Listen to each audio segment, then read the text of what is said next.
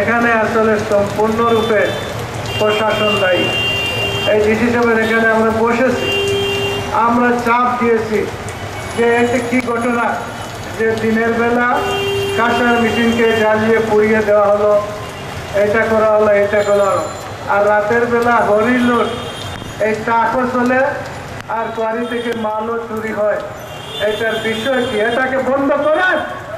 আরো বলছি police army সব কিছু আছে, এটাকে বন্ধ করেন।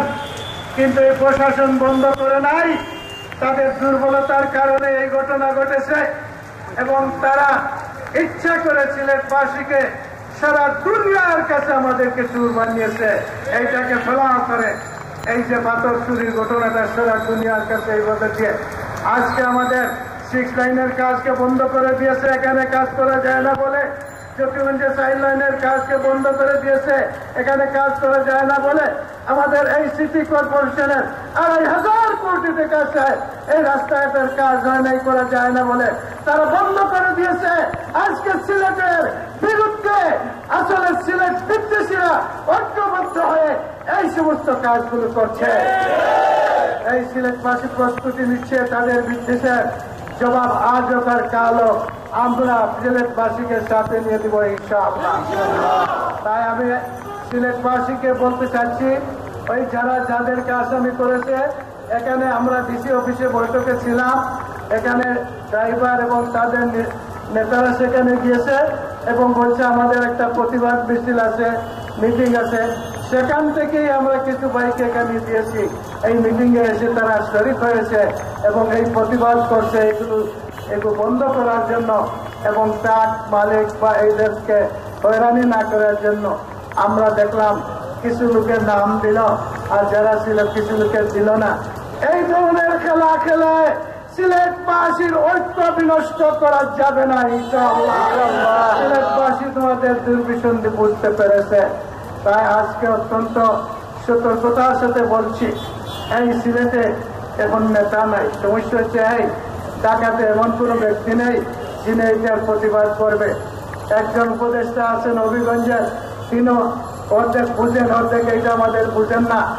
তাই আজকে সিলেটে যদি এই সৈফুর রহমানের মতো নেতৃত্ব থাকতো তাহলে এই ধরনের ঘটনা ঘটতো না।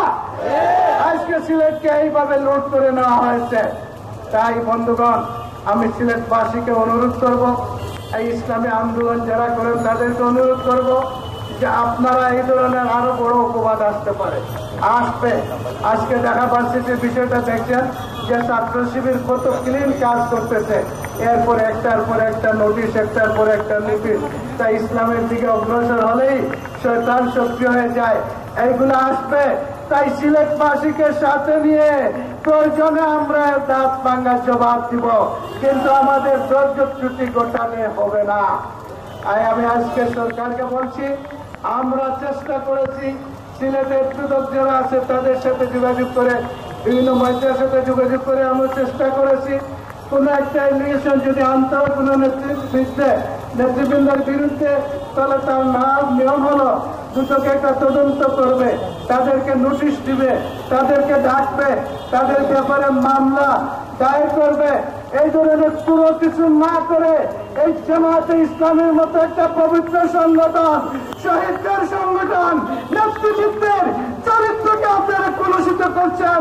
বিশ্বাস করুন, এটা আপনাদেরকে ভোগ করতে হবে, আপনার সন্তানদেরকে ভোগ করতে হবে, আপনার পরিবারকে ভোগ করতে হবে। কারণ শহীদদের সংগঠন হচ্ছে এই জামায়াতে ইসলামী। এটা নিয়ে সিরিমিনি করে কেউ পার পায় নাই, এই শেখ হাসিনা পার পায় নাই, আপনারা পার পাবেন না ইনশাআল্লাহ। এবং এই সিলেটবাসীকে অনুরোধ করব, আমাদের সাথে ধৈর্যের সাথে আপনারা থাকেন।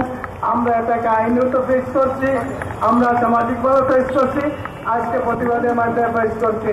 এরপরে যদি এই সরকার কয়েদের বুঝ না হয় তাহলে আরো বড় কর্মসূচি আমরা দিব।